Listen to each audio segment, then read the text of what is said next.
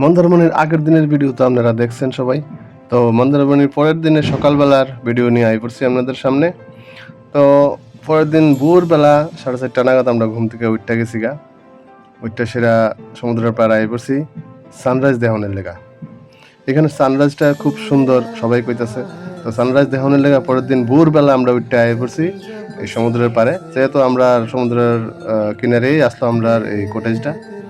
তো স্যার এখানে বসে সেরা দেখি ধ্যান করতেছে। মানে আস্তে আস্তে স্যারের সামনে গেলাম, ভাবলাম অ্যাকচুয়ালি কি ধ্যান করতেছে নাকি তাই একটু দেখি।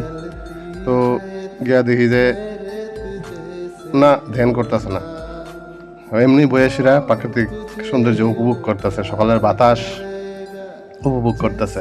তো আমি স্যারের ডিস্টার্ব না করে সেরা আজ্ঞায় গেলাম গা আমি আমার মতো এই প্রাকৃতিক সৌন্দর্য দেখানোর লেগা, সমুদ্রের এই সৌন্দর্য দেখানোর লেগা। আর যে বাতাস, সকালবেলার বাতাসটা খুব দুর্দান্ত আসলো। তো হাঁটতে হাঁটতে অনেক দূর গেলাম গা। হঠাৎ করে দেখি একটা নৌকা দেখা যাইতেছে অনেক দূরে, কই জানি যাইবো এটা। তবে যাই হোক, দেখে খুবই সুন্দর লাগছে দৃশ্যটা। আর এই যে দেখেন এদিক থেকে সূর্য উঠবো, কিন্তু ওই একটু মেঘের লেগা ভালো করে দেখা যাইতেছে না। তো একটু সময় আরো ওয়েট করতে লাগবে এটার লেগা। কিন্তু মানে যেই সৌন্দর্যটা মানে দেখার মতো আছিল, যারা দেখছেন তারা তো জানেন, আর যারা দেখছেন না তারা কইয়া বুঝাইতে পারতাম না। এই যে দেখেন সানরাইজটা এত সুন্দর লাগতেছে, মানে কইয়া বোঝাইবার মতন না। শুধু দেখতে ইচ্ছা করতেছে, শুধু দেখতে ইচ্ছা করতেছে। প্রায় ঘন্টাখানেক আমরা এখানে আসলাম আর এই সৌন্দর্য উপভোগ করলাম। আর কি কম, মনটা একদম শান্ত হয়ে গেছে গা। আর এই সৌন্দর্য উপলব্ধি করলাম, এটা মানে কইবার মতন না। মন্দারমণি এতে একটা জিনিস তো আমি আগেই কইছি, মানে এত লোকের ভিড় নাই।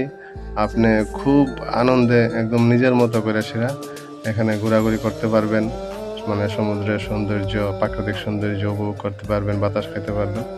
তারপরে এই পড়লাম আমরা চা খাইতে। মাটির ভাড়ে করে চা খাওয়ার মজাটাই আলাদা। তো স্যার আর আমি 2 কাপ চা নিলাম এখানে। চা নিয়ে সেরা একটু চা এনজয় করলাম। টেস্টটাও খুব দারুণই ছিল। সকালের ঘুমটা গেল। তো ঘন্টাখানেক পরে নিলাম ডাব হাতে নিয়ে সমুদ্র পাড়ে বইয়া আরও ঘন্টাখানেক এখানে এনজয় করলাম। তো খুবই ভালো লাগছে দিনটা। আবার এদিন কলকাতা ব্যাক করতে লাগবো। তো যার কারণে আমরা এখান থেকে বাইরে এসেরা আবার আমরা কটেজ থেকে ব্যাগ টেগ নিয়ে সব লাগেজ নিয়ে আমরা রিসোর্ট সাইরা বাইরে গেলাম গা। আবার একটা অটো নিয়ে আসিরা মেইন রোডের এখানে আইলাম, যেখান থেকে মানে আমরা বাস পাওয়া যাব কলকাতার উদ্দেশ্যে। তো ওইখানে আয়েসিরা আমরা আবার আরেকটা বাস ঠিক করে নিলাম, এসি বাস। তো প্রচণ্ড গরম আসলো কিনা, তো বাসে করে সেটা আবার আমরা কলকাতার উদ্দেশ্যে রওনা দিলাম।